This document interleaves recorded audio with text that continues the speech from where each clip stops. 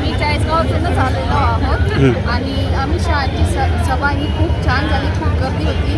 म्हणजे गर्दी खरं हे दादांवर प्रेम आहे, म्हणजे दादांवर त्याच्यामुळे हे विकास कामांवर प्रेम आहे, त्याच्यामुळे एवढी सगळी गर्दी जमलेली होती. आणि सगळे आम्ही शहाचं जे स्पीच होतं ते ऐकून सगळे अगदी भारावून गेलेले आहेत आणि कमळ हे विजयी होणारच आहे. आणि आमचे मंगेश दादा हे महाराष्ट्रातून 1 नंबर निवडून येणार आहेत, हे मात्र सत्य आहे. एकच चर्चा महिला मोर्चा, एकच चर्चा महिला मोर्चा. आपलं नाव काय शुभ? मी ॲडव्होकेट देवयानी महाजन चाळीसगाव. आम्हाला तर सगळ्याच मुद्दा लक्षात राहिला, कारण ते आपल्यासाठी गुजरातहून इथे आलेले.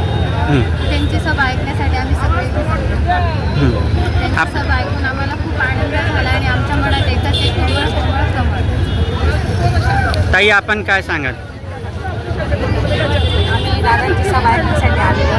सभा खूप छान झालेली. अमित शहा गुजरातहून इथे आलेले होते. दादा आमचे चाळीसगावचे लाडके आमदार आहेत आणि होणारच आहेत हा आमचा विश्वास आहे. ही महिला मोर्चा करते आणि दादा हे आमचे लाडके भाऊ आहेत. सगळ्या भगिनींसाठी खूप ते विश्वासाने करतात. विकासाचे कामं त्यांचे खूप पुढे जात आहे. त्यांना कालावधी कमी मिळालेला आहे. 2.5 वर्षात त्यांनी खूप छान कामं केली.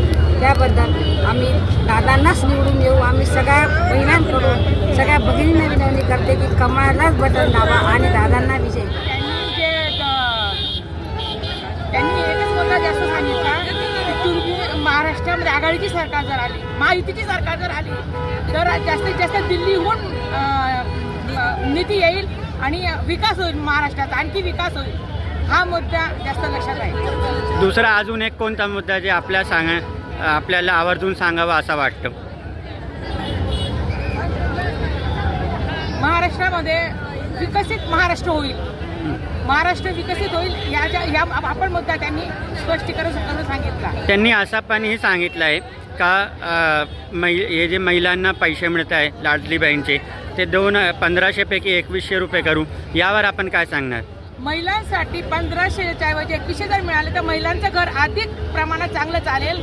त्या घरामध्ये ते जिथं काटकसरी करतात तर तिथे आणखी मोठ्या हाताने ते घरामध्ये खाण्यासाठी वस्तू चांगल्या आणतील.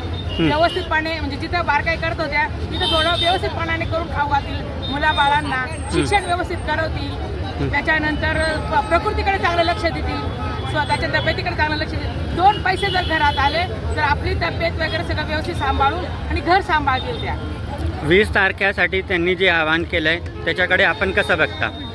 दादांना जास्तीत जास्त मतांनी आम्ही विजयी करू. आम्ही त्याकडे आमचं अधिक लक्ष असणार आहे.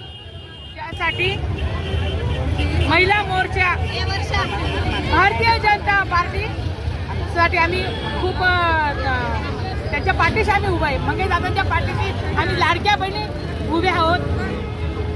काय नाव आपलं? सीमा राजेंद्र बागड. मंगेश दादा तुम आगे बढ़ो, हम तुम्हारे साथ